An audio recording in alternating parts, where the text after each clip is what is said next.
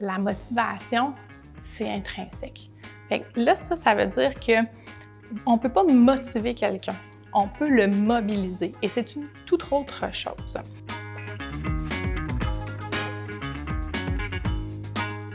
La motivation, ça veut dire qu'on est capable de comprendre assez qu'est-ce que la personne de l'autre côté de la caméra la motive pour être capable de lui montrer comment faire pour venir le chercher.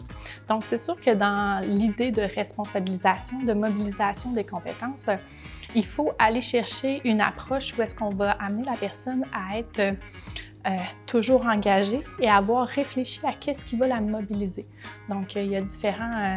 moi, j'ai comme un modèle motivationnel là, pour être capable d'essayer d'aller chercher des clés pour motiver les gens. Donc, dans la structure du programme, on y va selon le type de clientèle qu'on a. Ça ne sera jamais la même chose. Donc, on y va en fonction de la clientèle qu'on a.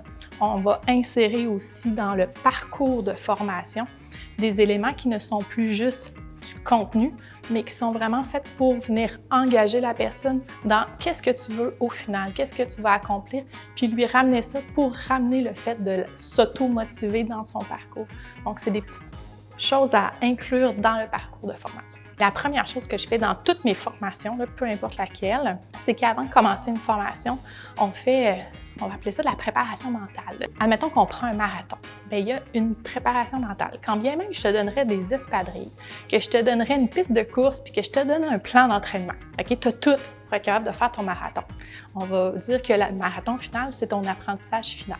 Même si je te donne ça, puis tu pars avec, ça ne veut pas dire que tu as appris. Donc, il faut faire une préparation mentale de la personne. OK, vers quoi tu t'en vas? Qu'est-ce que ça va inclure?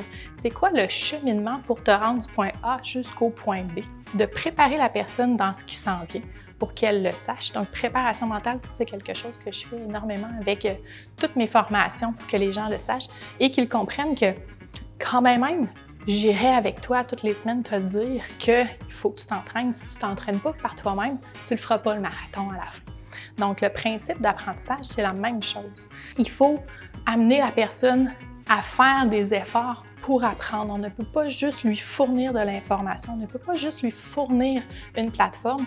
Il faut la préparer, puis après ça, il faut la guider, il faut la pousser, la coacher tout le long du processus d'apprentissage. Donc, former une personne, ce n'est pas juste transmettre de l'information, mais c'est aussi la préparer, la guider, l'accompagner, la pousser et féliciter ses réussites aussi.